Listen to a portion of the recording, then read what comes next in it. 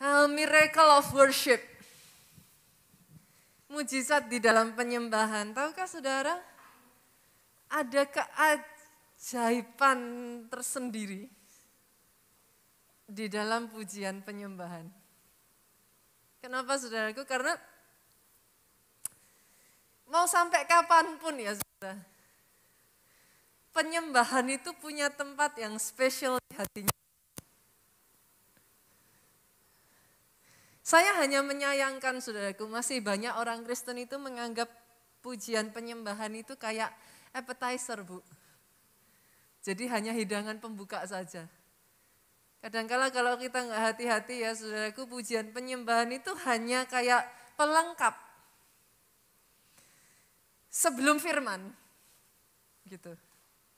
Tapi hari ini saya berdoa ya, kalau saudara menangkap the secret behind praise and worship, you will never do it the same again. Itu sebabnya hari ini saya akan membagikan kepada saudara satu pesan rema firman yang berjudul The Secret of Worship. Sejak dari hari ini, caramu menyembah tidak akan pernah sama lagi. Itu doa saya, saudaraku. Kenapa, saudara? Karena kalau kita mau ngerenungin sebenarnya ya, di surga sendiri yang namanya praise and worship itu bukan nggak pernah jadi appetizer, Bu. Itu agenda utama kalau di surga. Pujian penyembahan itu main course-nya. Bahkan kalau boleh saya katakan, pujian penyembahan itu suasana surga. Itu ambience-nya surga. Di dunia aja kita nyebut itu pujian penyembahan. Tapi kalau di surga, Pak, ya habitatnya itu begitu gitu.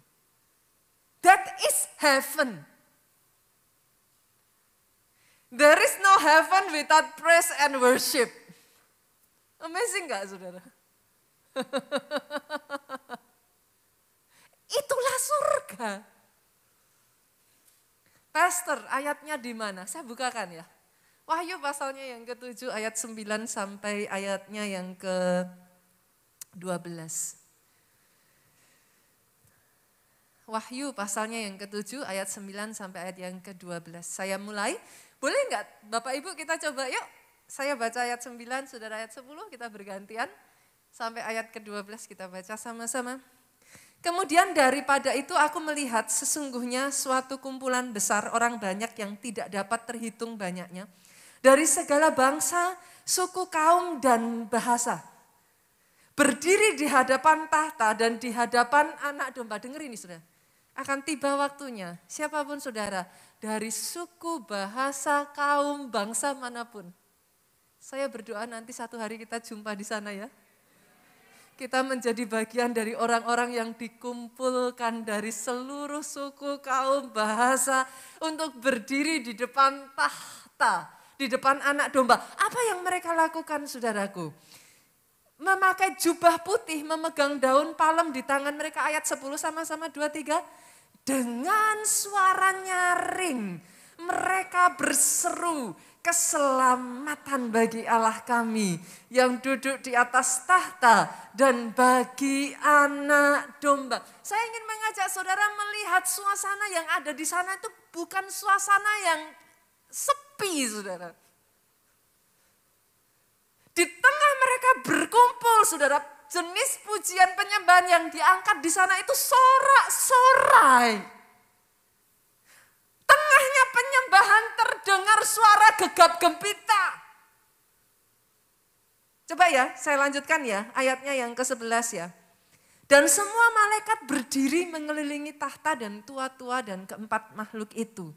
Mereka tersungkur di hadapan tahta itu, menyembah Allah. Saudara pernah enggak ngalami satu suasana ketika kita KKR, kita masuk hadirat Tuhan yang enggak biasa-biasa. Saudara merasakan hadirat Tuhan yang begitu kuat sampai saudara tuh enggak tahan pengen tersungkur sujud. Pernah ya saudara, exactly. Suasana seperti itu, definitely itu bukan suasana pujian penyembahan biasa. Itu suasana yang intens. Itu jenis penyembahan yang dibawanya itu jenis penyembahan yang begitu deep sekali. Sampai orang itu udah gak bisa nahan, Pak. Yang ada di sana, amin. Ini coba lihat. Ayat 12 yuk, kita baca sama-sama 2-3. Sambil berkata apa? Amin. Puji-pujian dan kemuliaan, hikmat dan syukur dan hormat dan kekuasaan dan kekuatan bagi Allah kita sampai selama-lamanya. Amin. Ini bukan suasana yang sepi. Ini suasana yang gegap gempita, Pak. Boleh enggak saudara saya minta? Teman-teman praise worship, yuk sama-sama. Bahkan saudara, kalau ada di antara saudara yang baru hadir di tempat ini pertama kalinya, bolehkah saya menyambut saudara welcome di keluarga Allah? Welcome to the family of God. Tapi baik saudara yang baru pertama kali hadir maupun saudara yang sudah lama di gereja ini, yuk ciptain suasana seperti ini di gedung Impact. Saya tuh masih ingat saudara, sejak dari dulu gereja kita itu bukan terkenal gereja yang kalau nyembah diam-diam sunyi sepi. Enggak pernah ada itu ceritanya saudara. Dulu zaman saya masih di Adem Ayem, saya enggak tahu berapa banyak yang pernah ikut di gedung Adem Ayem. Wow. Itu gedung ya saudaraku, tingkat 3, enggak ada lift. 3 atau 4 ya? 4 ya? Tingkat 4 ya? Tingkat 4 enggak ada lift. Dan pintu masuknya 3 atau 4? 4 ya? Oh, saudara jangan salah, lift kecil itu kan dibuat setelah berapa lama kita di sana, saudaraku. Awal tahun, saya tuh masih ingat almarhum waktu itu ya, salah satu jemaat sekarang sudah almarhum. Itu waktu kondisi hamil 8 bulan, saudara. Itu naik itu ya, saya tuh ngeliatin dari atas tuh sampai berhenti di lantai 2 dia gini. Persis kayak gitu, saudaraku. Hamil 8 bulan. Pintu masuknya Adem Ayem itu bukan secantik dan seindah ini. Pintu masuknya itu tempat pembuangan sampah. Tapi berapa banyak pada saat itu jemaat mengatakan, belum naik ke gedung Adem Ayem, jalan di parkiran. Itu presence of God. Orang itu sudah nangis bahkan sebelum naik. Boleh enggak kita ciptain yang seperti itu di tempat ini? Orang enggak perlu sampai masuk ke sini, Pak. Orang lewat di depan sana, entah bagaimana. Karena firman Tuhan berkata, di mana namaku ditinggikan, aku akan menarik banyak orang untuk datang kepadaku. Itu terjadi di gedung Impact ini. Dalam nama Yesus. Kalau kita ngerti ya saudaraku. Kuncinya ini saudara. Coba saudara cari dalam Alkitab, coba saudara renungkan kata-kata saya ini. Alkitab tuh ngomong gini, langit bumi boleh berlalu, betul ya? Bahkan ada satu ayat mengatakan akan tiba waktunya bahkan bahasa roh pun akan berhenti. Tapi mau sampai kapan pun juga saudara, pujian penyembahan tidak akan henti-hentinya dinaikkan di hadapan tahta Tuhan. Renungkan ini saudara. Itu sebabnya orang yang mengerti pembukaan ini tidak akan pernah menyembah dengan cara yang sama. Dan orang yang mengerti pembukaan ini saudara temukan di dalam Alkitab, mereka jadi kesukaannya Tuhan. Jadi kesayangannya Tuhan. Daud, saudara berkali-kali baca. Mazmur 119 mungkin media boleh bantu dikeluarkan. Apa saudaraku? 7 kali dalam sehari. Daud itu memuji-muji Allahnya. Kenapa? Karena Daud tahu satu pembukaan tentang praise and worship. Praise and worship bukan appetizer. Praise and worship bukan tambahan. Praise and worship itu suasana kesukaannya Bapa di surga. Daud itu sangat ngerti. Kalau ada, apa sih yang membuat Tuhan sampai mau turun ke bumi, saudaraku? Di sana udah enak. Kurang apa? Sampai muncullah di hati Daud. Kalau di surga sudah begitu indahnya, Tuhan sudah begitu nyamannya di surga. Kenapa enggak aku nyiptain suasana surga itu ready di bumi. Dibuatlah pondok Daud 24 jam oleh Daud. Saya tuh begitu memahami tentang ini ya saudara. Saya tuh merasa pembukaan Daud tentang praise and worship tuh gila loh.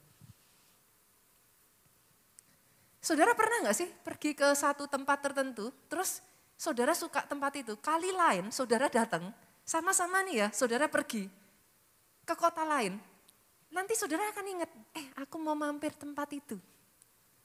Dulu aku tuh enak. Tuhanmu sama, saudara. Ketika dia melihat seluruh bumi ini ya, saudara, apa sih yang membuat Tuhan bisa stay?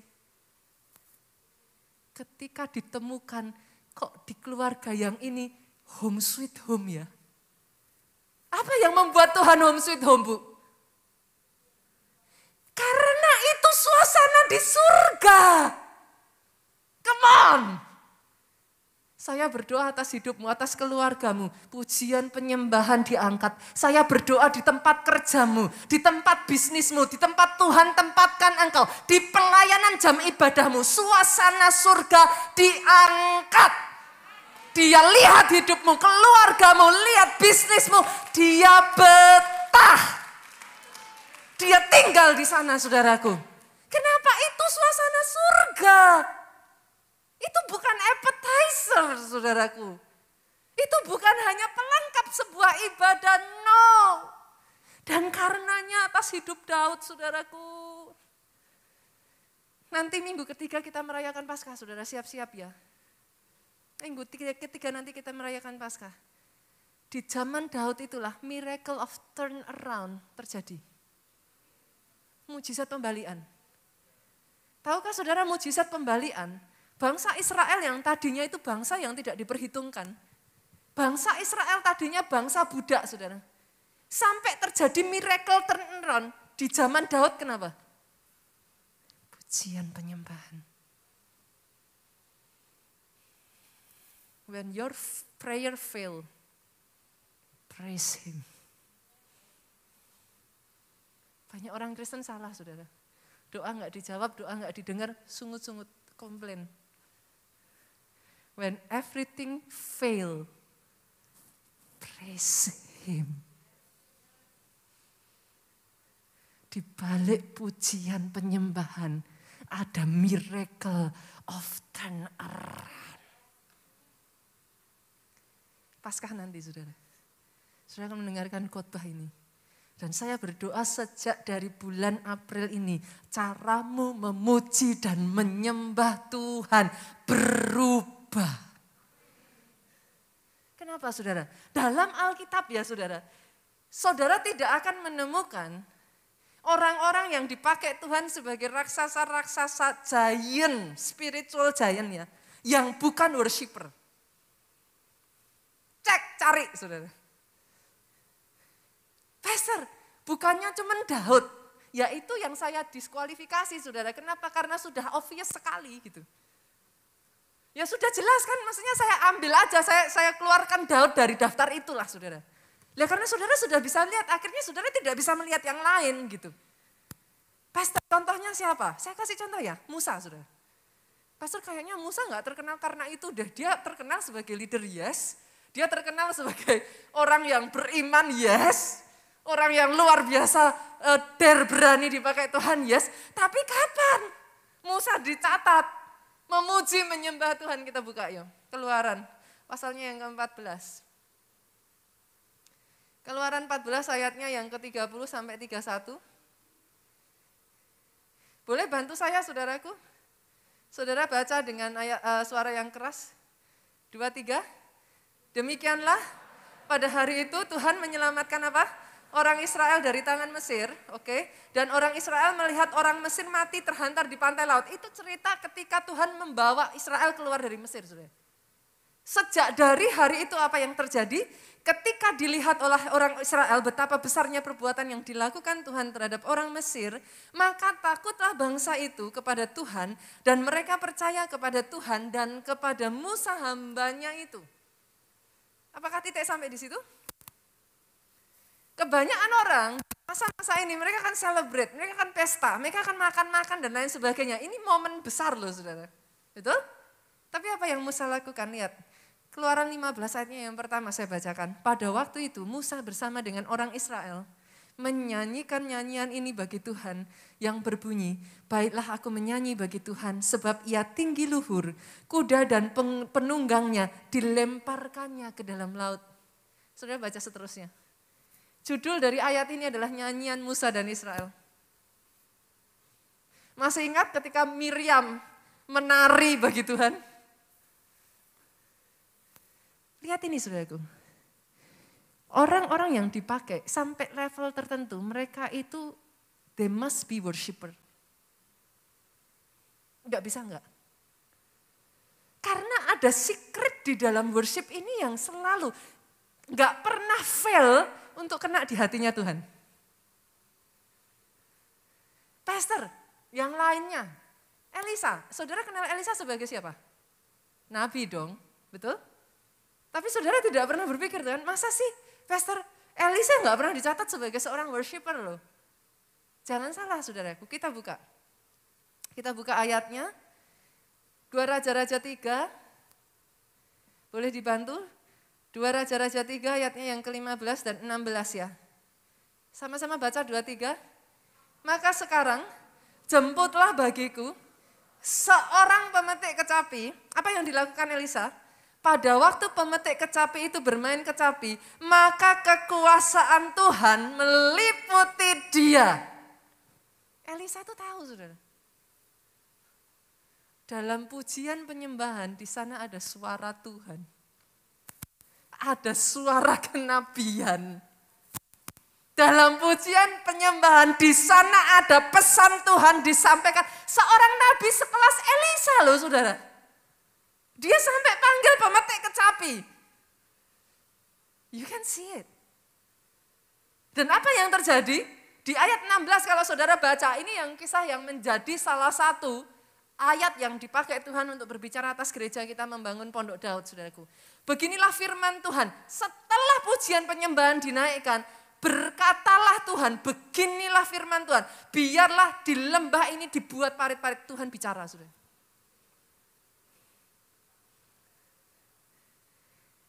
Berapa banyak dari saudara yang berkata kepada saya, Pastor, it's very hard for me to hear God's voice.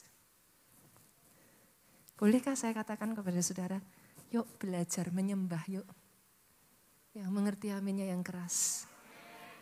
Karena di dalam penyembahan ada kehendak dan rencananya disampaikan. Hidupmu gak akan pernah kering lagi dengan suara Tuhan. Hidupmu gak akan pernah kering lagi dengan pesan Tuhan. Hidupmu jadi hidup yang kokoh. Siapa lagi, Pastor? Daniel. Kalau saudara lihat kehidupan Daniel terkenalnya dengan apa? Orang yang suka berdoa, betul ya? 3 kali dalam sehari Daniel apa? Saudaraku, buka ya, kita lihat ya. Daniel 6. Daniel 6 ayatnya yang ke-10. Demi didengar Daniel bahwa surat perintah itu telah dibuat, pergilah ia ke rumahnya, dalam kamar atasnya ada tingkap-tingkap yang terbuka ke arah Yerusalem. 3 kali sehari ia berlutut, nah ini yang seorang Kristen kurang lengkap saudara.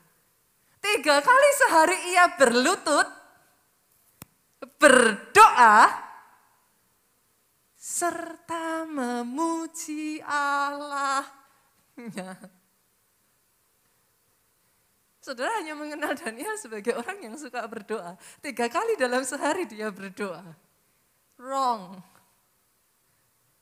3 kali dalam sehari dia berlutut, dia berdoa, dia memuji-muji Allahnya. Sebut saudaraku, raksasa-raksasa roh yang ada di dalam Alkitab, they are worshiper.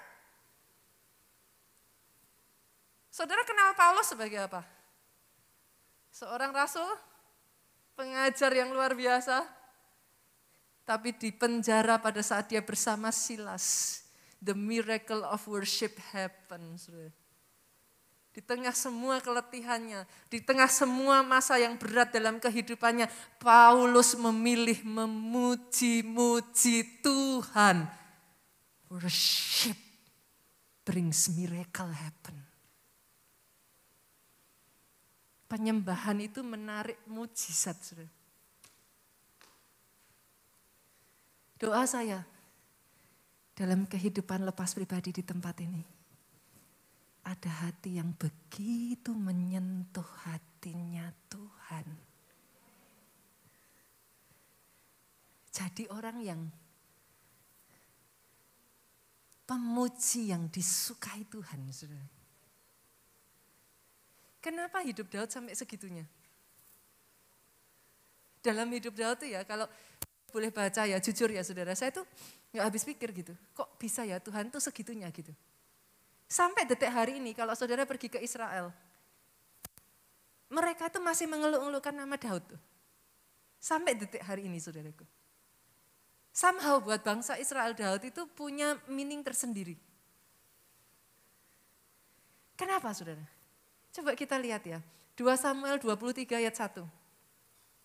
Inilah perkataan Daud yang terakhir. Semua itu kalau yang terakhir pasti paling penting kan saudara? Sepakat dong? Kalau ada orang mau meninggal terus kasih pesan terakhir, paling penting dong. Apa yang paling penting ini dicatat seperti ini saudara. Tutur kata Daud bin Isai dan tutur kata orang yang, lihat ini. Yang ditulis di ayat ini, orang yang diangkat tinggi. Garis bawahi kata dia saudara. Orang yang diurapi Allah Yakub. Yakub itu Israel, saudara. Pemazmur yang disenangi di Israel. Saudara bisa notice sesuatu yang aneh enggak dari ayat ini? Terkesannya enggak aneh ayat ini, saudara. Tapi coba saudara bayangkan, kira-kira kalau ada seorang raja yang sebesar Daud, yang seharusnya diingat itu apanya? Kenapa tidak ditulis Daud adalah seorang yang mengalahkan raksasa sekelas Goliat? Enggak ditulis saudara. Kenapa enggak ditulis Daud adalah seorang raja yang di masanya musuh-musuh itu takut dan gentar kepada Daud? Enggak dicatat begitu. Kenapa di? Karena ayat ini bukan berbicara tentang prestasi Daud, saudara. In the end, yang diingat Tuhan itu bukan prestasimu. Come on. Di mata Tuhan, karena begitu menyentuhnya Daud, Tuhan mengatakan atas kehidupan Daud. Ayat ini yang Daud rasakan, Tuhan rasakan atas hidup Daud. Siapa Daud di mata Tuhan? Dia orang yang diangkat tinggi oleh Tuhan. Karena dia diurapi oleh Allah Israel. Karena dia adalah seorang pemazmur yang disenangi. By the way, saudara, kata disenangi di sini itu punya arti aslinya itu naim, saudara. Gereja kita tuh pernah bikin satu lagu judulnya Naim. Saya nggak tahu saudara masih ingat lagunya enggak? Naim, dikasihi Allah dan manusia, kuduskan hatiku, sucikan hidupku, menjadi naim di hadapanmu. Saya lupa setelah itu saudaraku. Tapi anyway ya saudara. Kata naim itu berasal dari bahasa aslinya itu nyaman, nikmat, dan disukai. Artinya sama-sama nyembah, ada penyembahan yang naim, masuk sampai ke hatinya Tuhan. Ada penyembahan yang angkat tangan sih, tepuk tangan. Tapi angkat tangan dan tepuk tangan belum tentu loh saudara. Tangannya terangkat, badannya di gereja, pikirannya, habis ini makan bakso apa makan soto ya? Saudara mengerti yang saya maksudkan? Tapi somehow untuk Daud itu sampai masuk di hatinya Tuhan. Kenapa? Itu jadi pertanyaan, kenapa? Dari semua pemazmur, apakah gak banyak pemazmur saudara?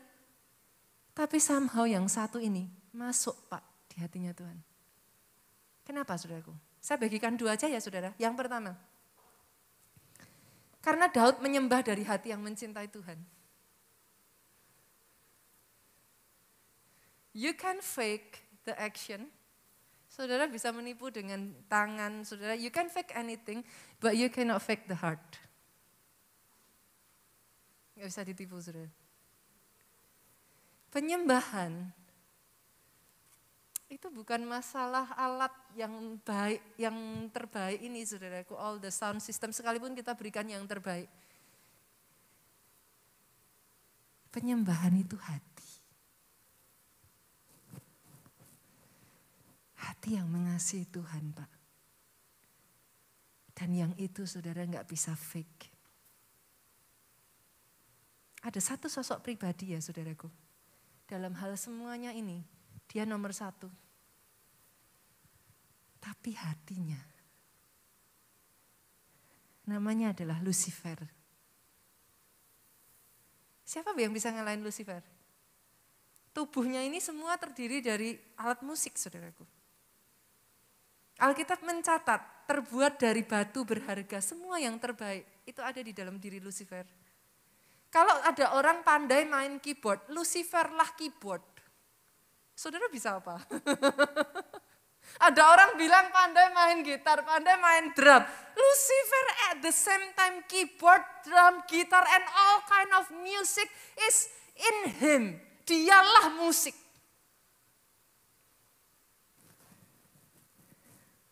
Tapi yang jadi masalah adalah hati Lucifer. Isinya pahit. Isinya iri, isinya sombong. Dia kepengennya mengambil alih tahtanya Tuhan, saudara. Dan Tuhan gak bisa dibohongi. Ketika kau datang di dalam penyembahanmu, apa yang ada di hatimu? Ketika kau angkat tangan sih, merem matanya. Tapi apa yang ada di hatimu? You cannot lie to God. Hari ini saya berdoa, ada hati yang mengasihi Tuhan sebegitunya di tempat ini. Kenapa saudara? Karena kalau hati yang seperti itu ditemukan ya saudara.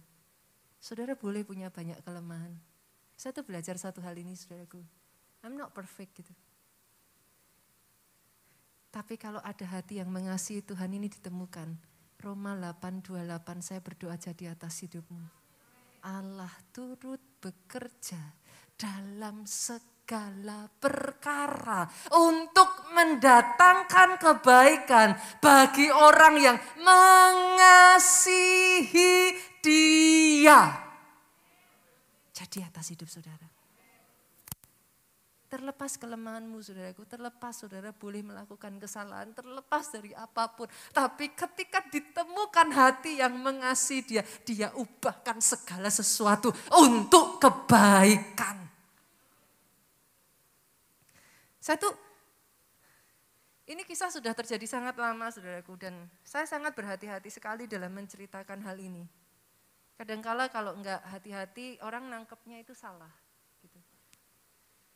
Sekitar 2 tahun yang lalu saudaraku, Tuhan itu mengaruniakan buat saya dan Pak Jo sebuah mobil saudara. Ada seorang jemaat datang kepada kami dan memberikan mobil ini. Banyak orang berfokusnya hanya pada kata mobil. Tapi bukan itu buat saya. Kisah di balik mobil inilah yang membuat saya tidak berhenti-hentinya menangis dan saya berkata, you are just too good. Berapa bulan saudaraku sebelum jemaat ini memberikan mobil? Kalau saya tuh lupa persisnya saudara, kalau saya nggak salah itu bulan Desember. Bulan Desember, saya tuh bukan tipe orang yang suka mobil atau otomotif tuh bukan saudaraku. Handphone yang saya miliki ataupun mobil itu biasanya buat saya tuh based on function gitu Pak. Jadi saya bukan tipe orang yang suka gonta-ganti. Biasanya tuh jadi dari atas turun ke bawah kayak gitu aja saudaraku. Jadi bukan tipe yang saya tuh kayak punya hobi suka ganti mobil atau apapun, enggak. Tapi satu hari saya tuh juga heran gitu.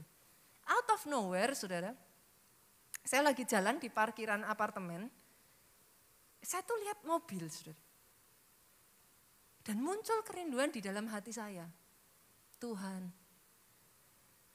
kok kepengen ya punya mobil ini? Kerinduan simpel saudara. Berdasarkan kejadian yang sederhana.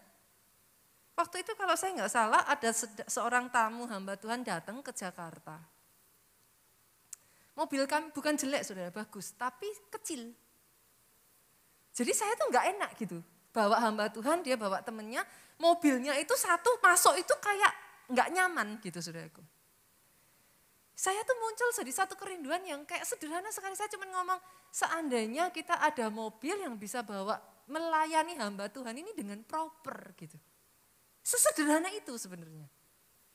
Dan itu pun saya bukannya yang kayak gimana tuh sama sekali nggak ada saudara. Tiba-tiba muncul kerinduan seperti itu, keweton, apa sih orang Jawa bilang tuh muncul keluar. Saya tuh lewat dengan mobilnya itu terus saya bilang, kalau ada ya, langsung dijawab Pak Jo, enggak usah macem-macem. Saya tuh, itu keweton, jalan saudaraku, ya ampun seandainya saya gitu, ceritanya tuh kayak lewat gitu loh saudaraku. Langsung suami saya di samping tuh orang saya juga ngajakin bicara dia gitu saudaraku. Langsung enggak usah macem-macem katanya saudara. Enggak usah gitu. Saya bilang langsung saat itu juga, saya tuh juga heran. Saat itu juga keluar dari mulut saya tuh ngomong. Enggak minta sama kamu, saya minta sama Tuhan saya. Itu keluar saudaraku. Saya jalan, saya tuh enggak usah, saya minta sama Tuhan saya. Dan lucunya di saat itu, saya tahu pasti dalam hati saya saudaraku. Tuhan itu jawab, kamu mau yang mana? Itu saya kaget saudara. Hah? Kamu mau yang mana? Hah? Karena itu bukan sesuatu yang saya pikir tuh hanya kayak sambil lalu gitu. Ditanya gitu saya jadi mikir, yang mana ya?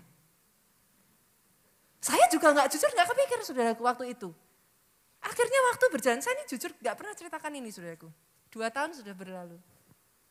Karena saya tahu kadang-kala tuh nggak semua hal diceritakan itu bisa membuat orang bersuka cita bersama kita gitu saudara.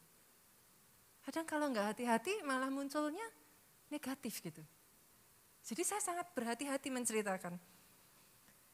Sampai akhirnya saudara, saya oke lah, saya lihat, saya bilang sama Tuhan, kayaknya ya yang paling pas ya ini gitu. Saya tunjuk mobil Alphard saudara warna hitam. Kayaknya yang paling pas tuh ini Tuhan. Itu dalam hati literally saudara saya mendengar suara, oke. Saya kaget, hah? Oke Tuhan, beneran gitu. Oke. Ya oke. Gitu. Saya waktu itu tuh benar-benar dalam posisi yang sama sekali tidak berpikir saudara. Waktu berjalan ya saya pikir ya oke, Tuhan oke ya sudah jalan gitu. 2 bulan berlalu, 2 bulan lebih berlalu saudaraku. Sampai satu hari saya tuh udah kayak jujur saat itu udah gak kepikir di benak saya. 2 bulan berlalu saudaraku, waktu itu hari Sabtu, tepatnya tanggal 7 bulan Februari saudara. Saya turun ke bawah, jalan-jalan lagi, lewat mobil Alphard hitam. Saya tuh cuma nepok aja, saudara. Terus saya bilang sama Tuhan, ya ampun Tuhan, lah ini sampai sekarang loh, sudah berapa lama sih Tuhan? Katanya Tuhan bilang oke, saya tepuk, saudara. Ngomel, katanya Tuhan bilang oke, saya tepuk, udah saya jalan masuk ke mall. Hari Minggunya saya khotbah, saudara. Saya khotbah hari Minggu, setelah selesai khotbah saya turun, tiba-tiba dikirim foto sama Pak Jo. Mobil Alphard hitam. Pak Jo bilang, di WhatsApp-nya cuman bilang kayak gini, ini mobilnya datang. Saya turun khotbah itu kan kayak masih di awang-awang kan saudaraku. Saya duduk baca ini mobilnya datang, saya bilang, kamu gak bercandaan ya? Loh, Pak Jo tuh jawab saya, loh kok bercanda gimana? Mobilnya udah dikirim. Saya tuh mikir, kayaknya gak mungkin dari Pak Jo deh. Gitu. Orang udah bilang sama saya gitu kan, jangan harap gitu kan. Saudara tahu, mobil itu datang tanggal 8 hari Minggu. Ada satu jemaat cerita. Nah ini yang kenapa, ini behind the story yang membuat saya nangis. Dia tuh bilang sama Pak Jo, dia nungguin dari jam 8 pagi saudaraku, untuk ketemu Pak Jo. Enggak janjian, jadi biasa orang sekretariat kalau enggak ada janjian kan, Pak ini udah ada janjian, saya cuma butuh waktu 3 menit dia bilang. Ternyata dia datang hanya untuk bawa mobil ini dikasih ke Pak Jo. Pak Jo kaget dan Pak Jo bilang, lu ngapain sampai segitunya keburu-buru? Dia bilang, saya tuh dimarahi Tuhan. Karena dari bulan Desember, Tuhan sudah suruh saya ngasih mobil ini, tapi belum saya kasih. Itu saya tuh kayak nangis. Jadi hari ini tadi, saya bangun, dimarahin Tuhan, disuruh ngasih mobilnya ini ke Pak Jo, harus hari ini juga. Ceritanya nggak berhenti di situ, saudara. Buat saya itu saya masih kaget, tapi antara percaya nggak percaya, tetapi yang membuat saya lebih menangis, saudara tahu. Hari Minggu tanggal 8, hari Minggu itu tanggal 9, saudara. Sabtunya itu tanggal 8, hari Minggu tanggal 9. Orang gereja tuh ngomong sama saya, Bu Nita, ini karena kan hari Minggu, kita selesai sampai malam. Besok aja ya, saya kirim mobilnya ke rumahnya Bu Nita. Soalnya kalau ditaruh di gereja terus, kita harus bayar parkir. Jadi besok saja Senin, saya kirim mobilnya ke tempat Bu Nita. It's okay, saya bilang, enggak masalah gitu, santai aja gitu. Saya enggak kepikiran sampai gimana sebenarnya. Yang saya enggak ingat, Senin itu saya ulang tahun, saudaraku.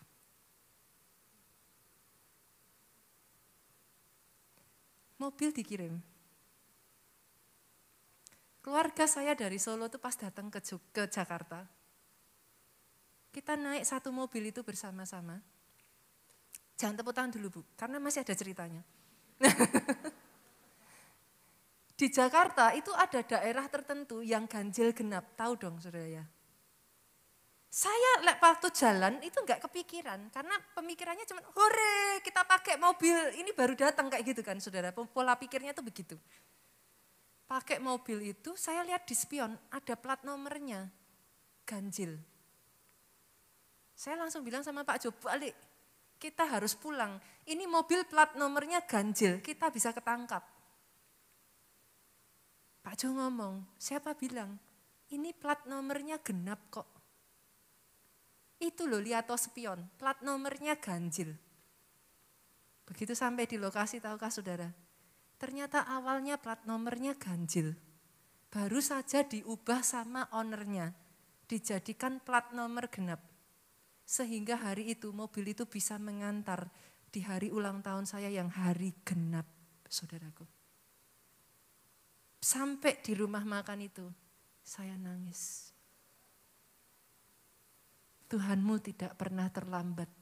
Dia tidak berlambat-lambat. Dia menyediakan semuanya itu tepat pada waktunya.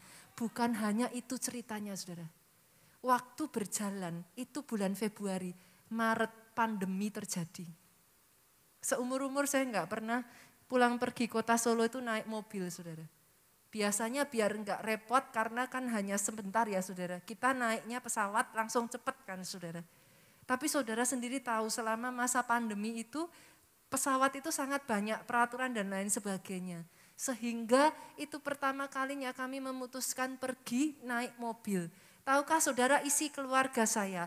5 orang, 2 suami, 1 istri, 1 suami, 3 anak, 2 suster, 2 anjing. 2 tahun masa pandemi, Tuhan pakai mobil itu untuk mengantar saya, Pak Jo, ketika kami datang ke kota ini, ke kota Solo. Kami bawa 1 rombongan, 1 keluarga penuh saudaraku, muat di dalam 1 mobil itu. Tuhan menyediakan segala sesuatunya sampai ke detail-detail kecilnya, di titik yang kau tidak pernah pikirkan dan bayangkan. Semuanya Dia atur presisi tepat.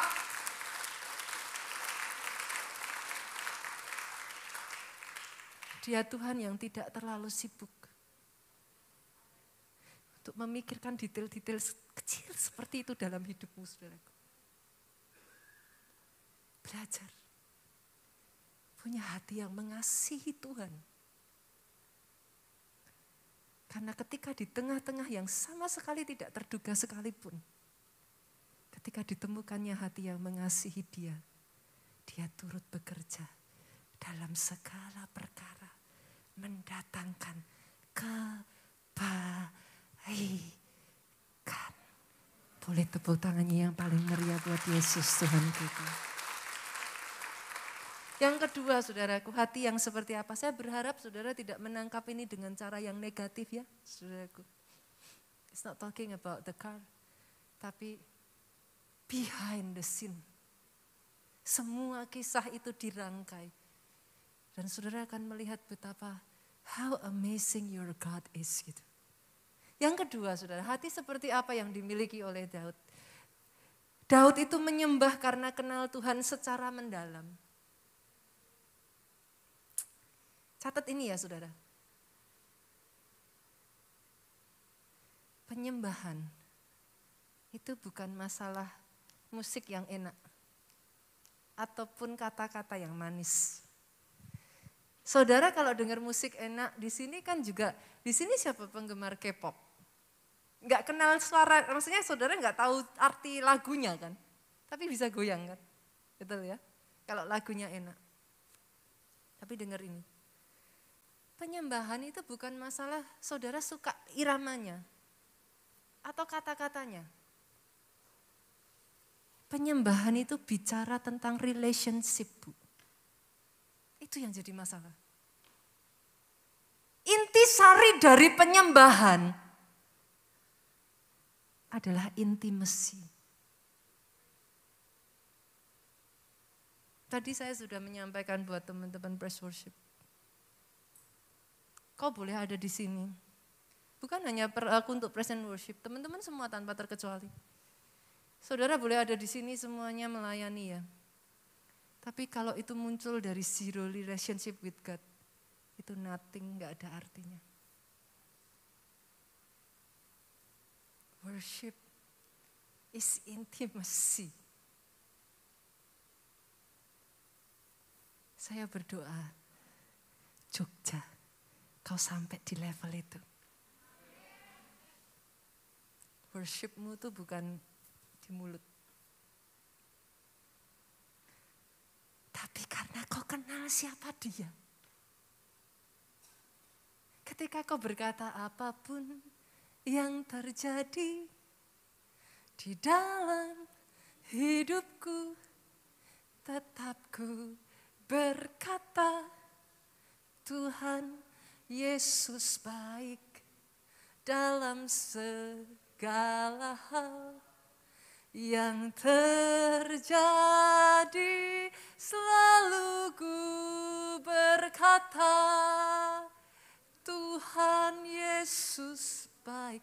itu bukan hanya kata-katanya yang indah, bukan hanya enak didengar lagunya, tapi kok bisa nyanyi meneteskan air mata. Kenapa saudaraku? Karena engkau mengalami dalam hidupmu, engkau boleh melalui banyak hal, tapi Yesusmu tetap baik. Ada perbedaan yang besar sekali. Ketika kau menyembah apa yang tidak kau kenal, dengan kau menyembah apa yang kau kenal. Jangan menyembah apa yang tidak kau kenal. Jangan menyembah dari katanya orang lain. Alami. Itu sebabnya Yesus berkata, pada saat dia ketemu dengan seorang wanita Samaria, saudaraku, Yohanes 4 ayat 22-23, dia berkata apa? Kamu menyembah apa yang tidak kamu kenal, tapi kami menyembah apa yang kami kenal. Sebab keselamatan datang dari bangsa Yahudi, tetapi saatnya akan datang dan sudah tiba sekarang, bahwa penyembah-penyembah benar akan menyembah Bapa di dalam roh dan kebenaran, sebab Bapa menghendaki penyembah yang demikian. Pastor, lagi mana saya bisa kenal Tuhan saya? Kenali dia dari firman-Nya, saudaraku.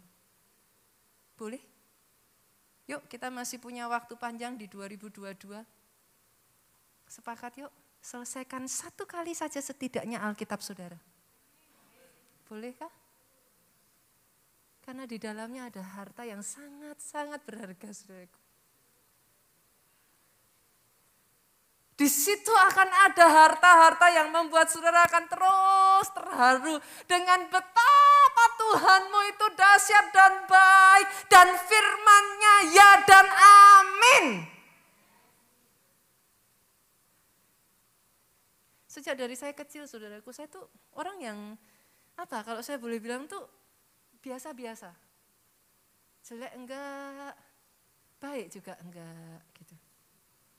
Serba biasa gitu, saudara. Bodoh enggak, pintar banget juga enggak.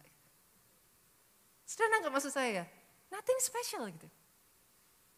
Sampai hari saya membaca satu ayat ini, saudara. Bagianku dan warisanku, sampai kapanpun tetaplah Tuhanku. Dulu saya selalu dibandingkan, saudaraku. Di antara saudara-saudara yang lain, saya selalu dibandingkan. Saya menemukan saya hanya orang yang ordinary aja. Ada di sini yang merasa kayak saya? You're just ordinary. You're nobody. Tapi ayat itu hidup dalam hidup saya. Sejak hari itu saya memutuskan, manusia manapun boleh mengecewakan. Warisanku, tetaplah Tuhanku. Sampai detik hari ini, Dia membuktikan sebagai Allah yang setia dalam kehidupan saya. Bahkan di tengah-tengah situasi keadaan, bahkan di tengah-tengah manusia tidak bisa saya harapkan, Dia jadi warisan dalam hidup saya yang memeliharakan hidup saya sampai detik hari ini. Jadi hidup, saudara. Kalau kau menyembah Tuhan yang kau kenal, penyembahanmu berbeda. Yang kedua, gimana kenal Tuhan? Musik yuk, maju yuk. Yang kedua, saudara, kenal Tuhan dari apa? Dari pengalamanmu. Kok bisa? Saya tutup dengan ini ya. Jangan hanya jadi pendengar firman yuk, tapi jadilah pelaku. Karena kalau kau lakukan, kau akan ngalami. Jadi pelaku. Pendengar, bagus. Pendengar bisa bilang amin. Pendengar bisa bilang oke. Tapi enggak ngalami. Angkat kedua tanganmu, diberkatilah saudara oleh Tuhan. Amin. Biar hati yang naim ini, saudaraku. Hati yang terus mau mengasihi, mengenal Tuhanmu secara pribadi. Itu ada dalam hidupmu. Diberkati keluargamu. Amin. Atas hidupmu hambamu berdoa, Tuhan, atas hidup setiap jemaatmu ini. Sehat sesehat-sehatnya. Umur panjang. indah, masa depan yang gilang gemilang. Dari mulutmu, dari lidah bibirmu, tidak henti-hentinya kesaksian akan kebaikan, kemurahan, penyertaan Tuhan ada atas hidupmu. Diberkati pelayananmu, saudaraku. Jangan tidak melakukan apa-apa ya saudara, don't do nothing. Ayo sama-sama melayani. Dipakai Tuhan untuk jadi berkat buat orang-orang di sekelilingmu. Diberkati kesaksianmu. Ceritamu, apa yang kau lakukan, membawa orang datang kepada Yesus. Pulanglah saudaraku dengan membawa damai sejahtera, cinta kasih Yesus Tuhan. Sukacita Allah itu limpah atas hidupmu. Persekutuan dengan Roh Kudus sekarang sampai selama-lamanya. Kau yang diberkati, katakan dengan suaramu yang paling keras. Amin.